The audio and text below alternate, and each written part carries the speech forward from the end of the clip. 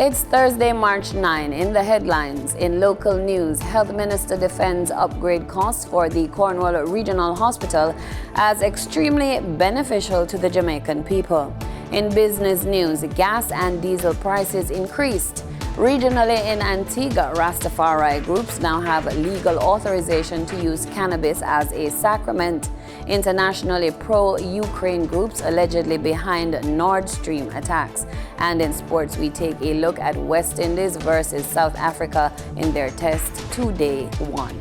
This is the news on PBC Jamaica. I am Maya Chan.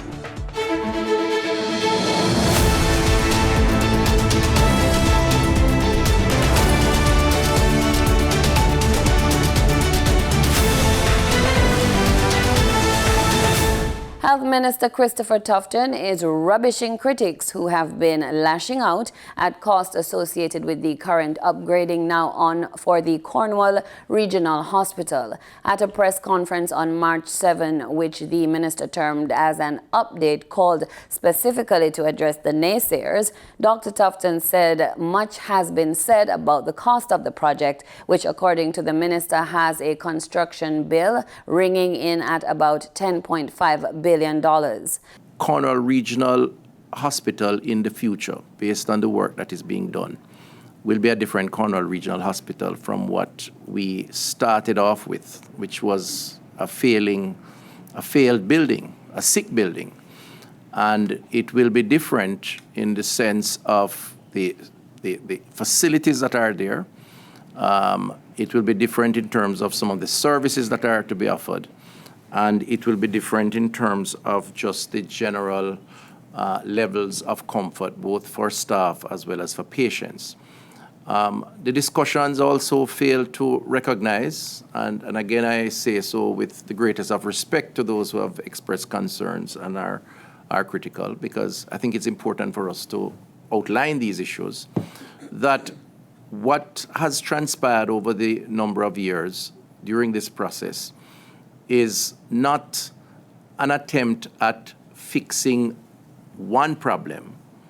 It has been a rescoping of the approach to rehabilitating the main building at Cornwall Regional. And in effect, where we are now, and we do have a roadmap, which you will hear momentarily, is the build-out of a new hospital infrastructure. Citing the project as very important for the government of Jamaica, he said that qualitatively there is a difference between where the project started and where it has reached and what the finished product will look like. Minister Tufton said at the end of the day the government is convinced that the people of Jamaica will be better for it. Already some $2 billion, including for demolition works and roof repairs, has been invested to make the structure ready to receive the final build-out, which will include medical and general services and also installation of new equipment. And this is very, very important. We have equipment being used now, but we intend to place new equipment in this new facility to making it a new hospital. And that's very important, I think, to note. A further $2 billion also has been spent, so a total of $4 billion, on relocation of services to other spaces on the hospital compound. A lot of work had to go on there. Build out of spaces in rented accommodation and on the hospital campus to allow for continued operation of the campus. Retrofitting and build out of spaces at Falmouth, Noel Homes and Savlamar to accept services rerouted from Cornwall Regional. Lease of properties, procurement of equipment to bolster services offered at backup hospitals. And so there was and should be recognized in the narrative the efforts that had to be made. We didn't have a choice. The minister said further that literally the government had to ensure that these services were preserved while the main building was vacated for rehabilitation and upgrading in order that the work could be allowed to take place on the building with minimal blowback. So far, he said the costs have reached about $2 billion. He added that the cost variations observed up to now have been due to an incremental approach to the rehabilitation, which had to be the method used used to minimize displacement. Responding to the unknowns, and I have said on record that there were some unknowns because initially it was an air quality issue that ballooned to several other things, and to some escalating cost, which have taken place over this period of time, including costs associated with global supply chain issues, which has affected all of us, particularly during the COVID period. Further, there was at the onset no provision for the rehabilitation of the entire structure. It was supposed to be one aspect, but that rescoping has addressed now and is addressing the entire structure, which clearly meant a different set of cost.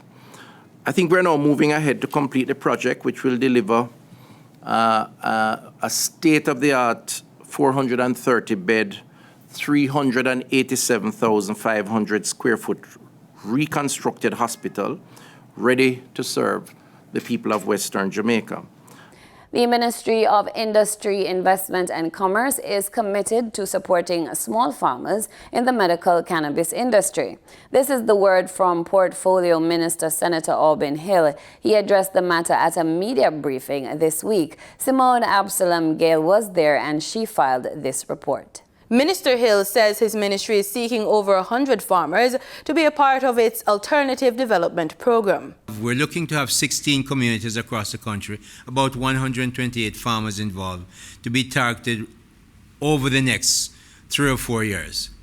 Participating communities will be allowed to cultivate up to 10 acres of land for each community. Each participating community will be required to sell output to a licensed person who has a license from the CLA. And we expect that to be in place by April 2023. His announcement follows public concerns that Canada, a country that does not allow Jamaican cannabis exports into its market, could be granted permission to export to Jamaica. All things being equal, we want to be there in May. We're taking a trade mission. Anywhere I go is a trade mission, but I also get to do official meetings. And of course, the cannabis issue is going to be on my agenda when I go to Canada. Trade arrangements take long to be done, so don't expect me to come back and announce that we have a trade deal. That's not how a trade deal works. After explaining that in Jamaica, any import or export of marijuana is restrained to medical and research purposes, Minister Hill noted that the issue will be a topic of discussion during trade missions. I go meet with them face to face. Minister Dunn and me. Minister Dunn has the direct responsibility for CLA. We're going down there, PS. Whoever else I must bring, CTD, people from CLA. So we hear and understand. How are we going to make policy? Now, I can't interfere with what CLA does, but I work with Cabinet to make policy. I must then be fully and properly informed, and that's what I've been doing with the other sectors of our economy. According to the Cannabis Licensing Authority, there are 355 named cannabis strains listed on file. The minister said the government has authorized 224 export arrangements and that the total number used is 32. For the news on PBCJ, I'm Simone Absalom Gale. Jamaicans will know the new rate for the national minimum wage in a few weeks. Minister of Finance and the Public Service, Dr. Nigel Clark, made the announcement as he opened the 2023-2024 budget debate in the House of Representatives on March 7. Dr. Clark noted that the government has always prioritized the lives of the Jamaican people with a view to improving their living standards. Minister Samuda has agreed for me to tell you that he will announce the new minimum wage in a few weeks, in April 2023, and when he does, he will have the concurrence of the Cabinet. Minimum wage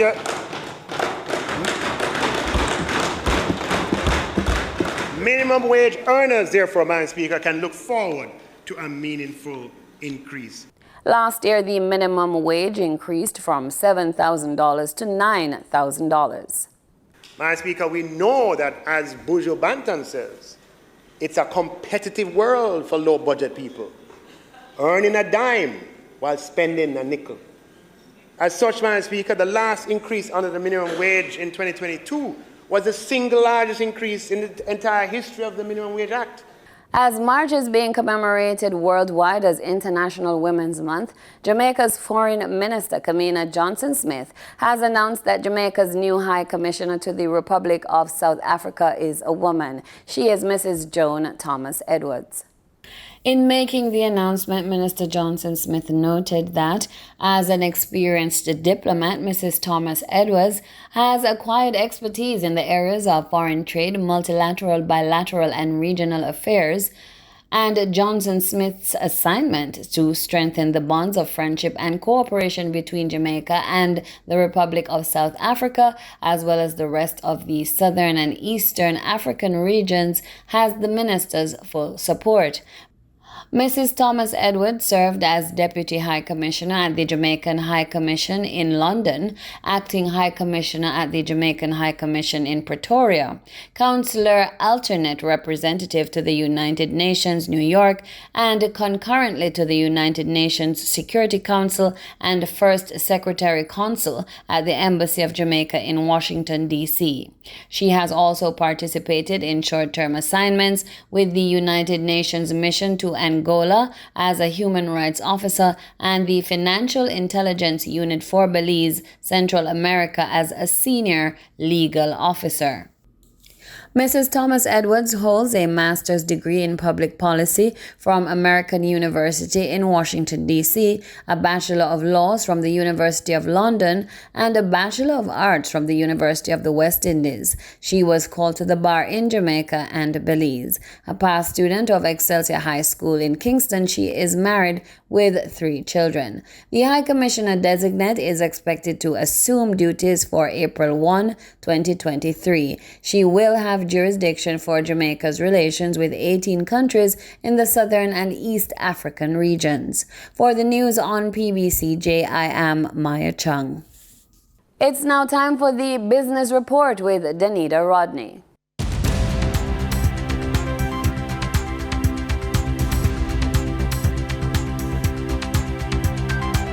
Motorists will pay more for gas when they go to the pumps on Thursday, as state-owned oil refinery Petrojam says E10 87, up by $2.56, will sell for $168.07 per liter, and a liter of E10 90, up by $3.06, will sell for $172.04.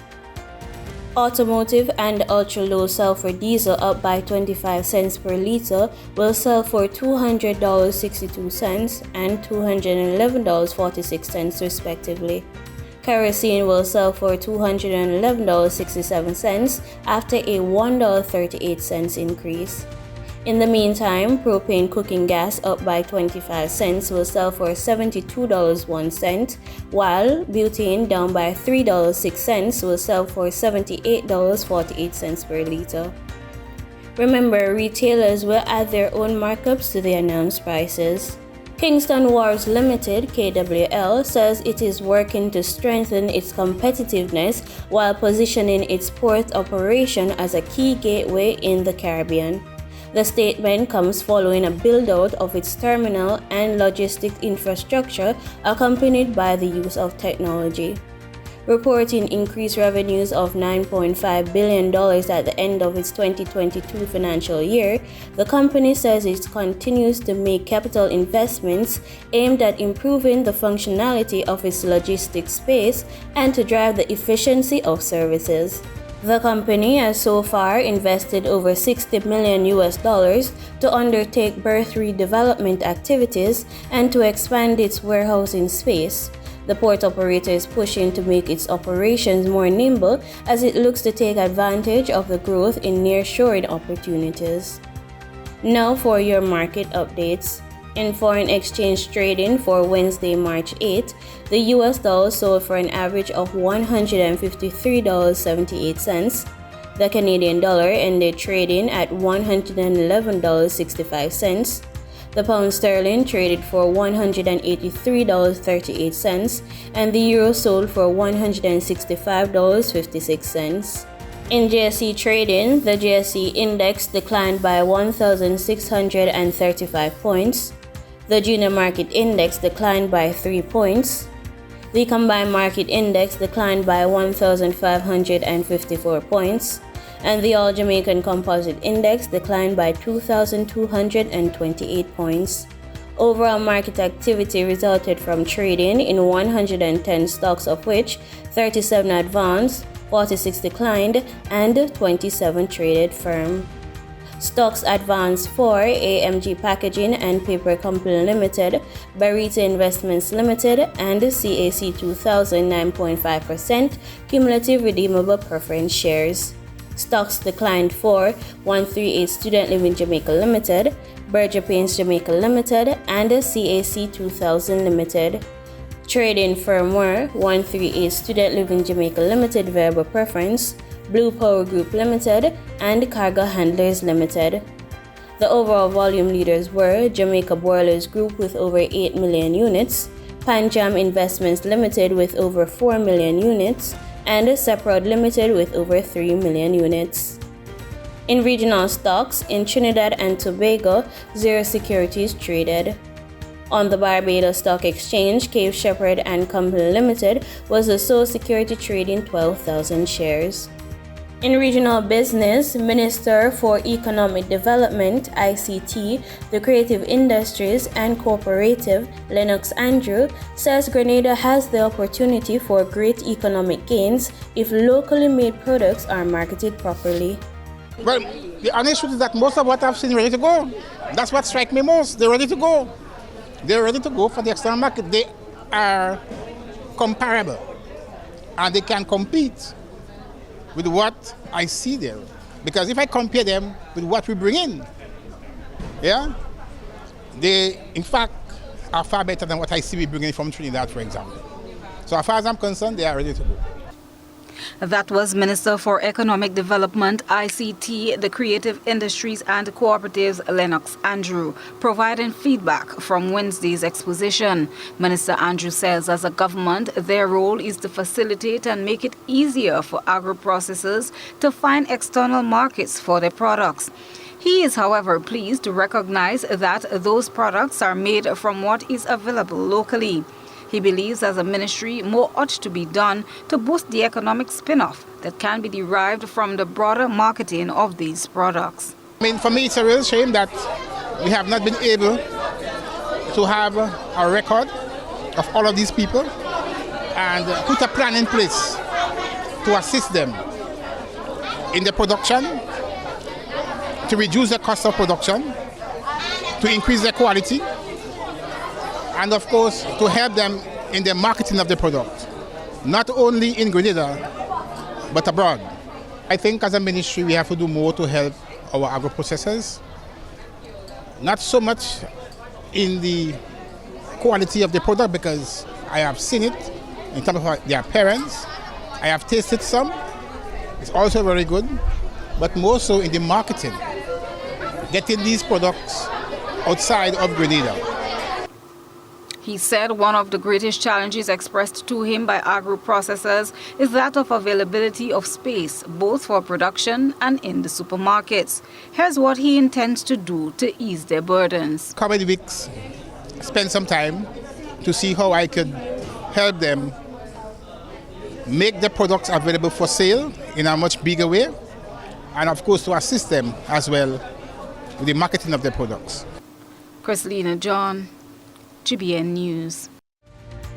In market data for oil, oil fell for a third day as fears over the economic impact of rising interest rates offset a surprise drop in U.S. crude inventories and hope for Chinese demand.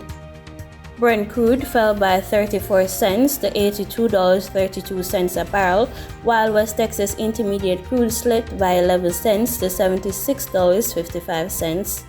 And that was the business report on PBCJ. I'm Danita Rodney. In regional news, a high-level meeting was hosted by HMCI and the Caribbean Disaster Emergency Management Agency this week to discuss regional and national capabilities for rapid response to a large-scale emergency in the Cayman Islands or in the region. CIG-TV has the details.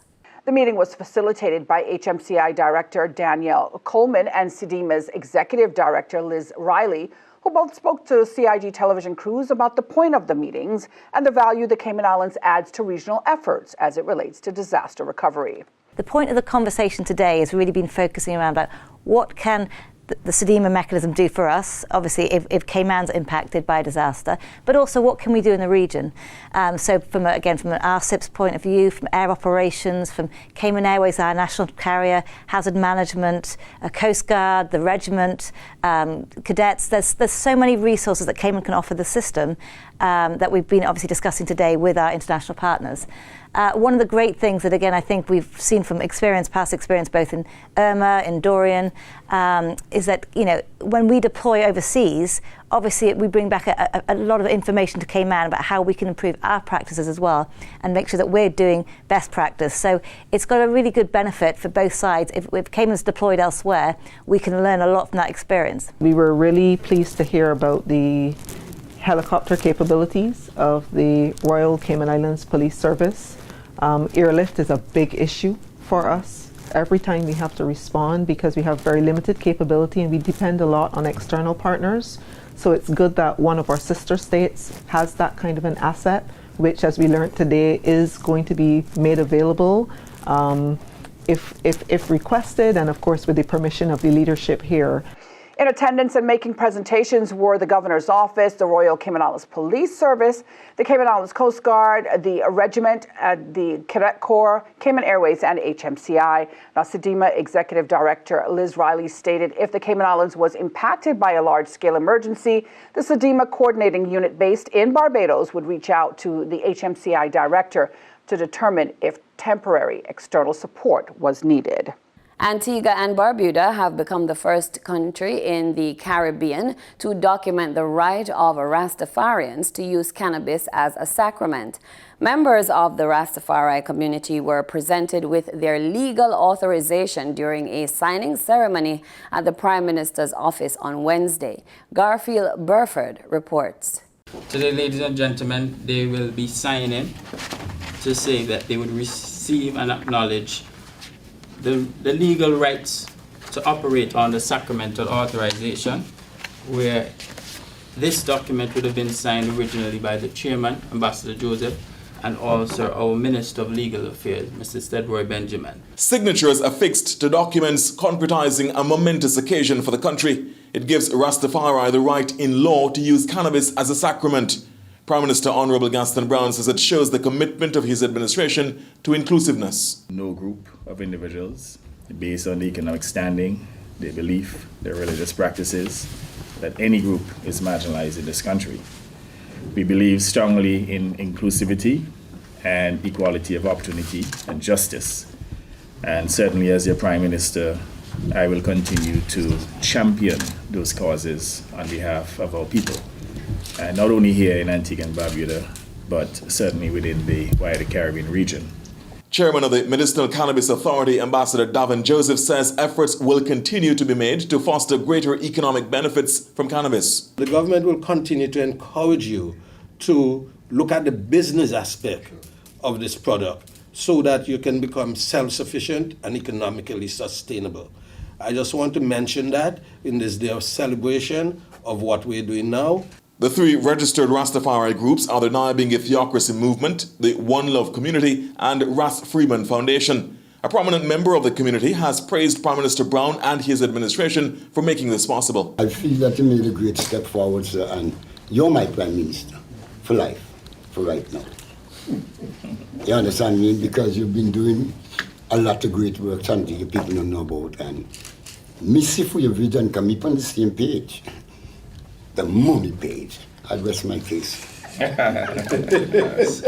Oftentimes, when large national events are held in the Bahamas, it's usually older individuals carrying the baton. But that's not the case with the 50th edition of the Carifta Games that are set to be held on the Easter holiday weekend. Our news has the details. Senior Director of Marketing and Partnerships for the local organizing committee, Fanarin Hannah says young people have been involved in the planning process from day one. This is a junior program. There's absolutely no reason why juniors are not at the forefront. My marketing team is 20-year-olds.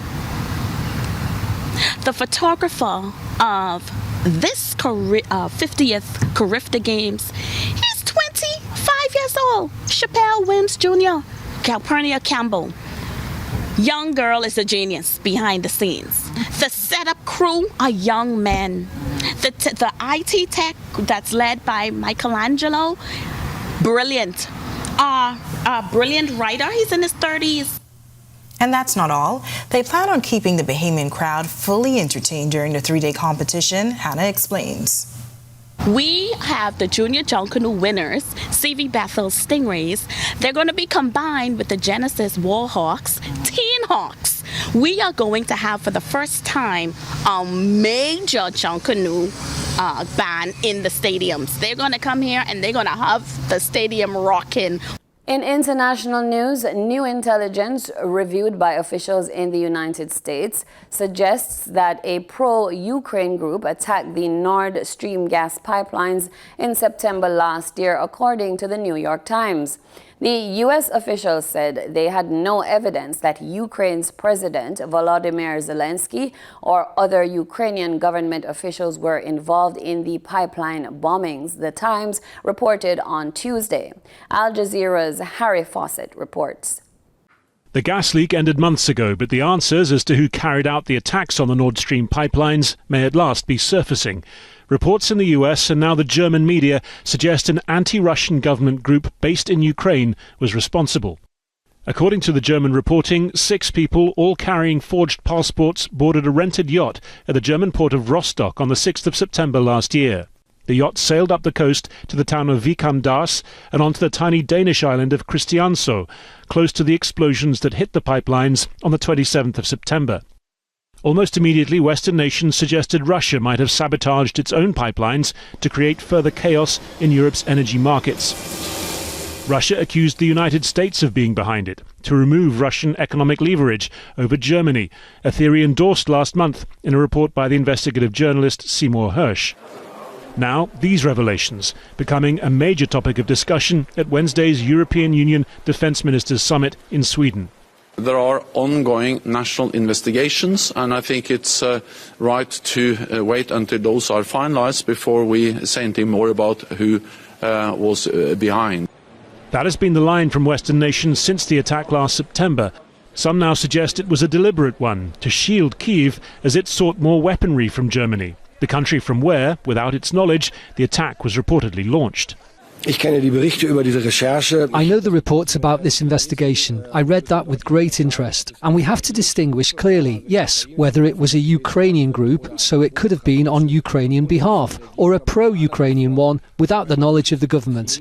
But I caution against jumping to conclusions. Pistorius also said it could have been a Russian false flag operation. Ukraine continues to deny involvement. And in sporting news, a balanced day is the best way to describe day one of the second test between the West Indies and South Africa being played in Johannesburg. The hosts won the toss and took first strike and mounted 311 for 7 at the close of play. Aidan Markram top scored thus far before Gudakesh Moti had him caught for a patient 96. Moti grabbing 3 wickets for 75 runs. Tony De Zorzi assisted with 85, hitting 11 boundaries. The frontline Windies pacers almost went barehanded. Alzari Joseph the only one taking a wicket, with part-timer Cal Mayers registering 2 wickets for 24 runs. At the close of play, Mayers said the pitch had different transitions after the first session. I thought I had in some early moisture, made it very easy pace for the batsmen. You know, it was very slow, and then it quickened up at the end. So it was slow, then it got faster as the day went on.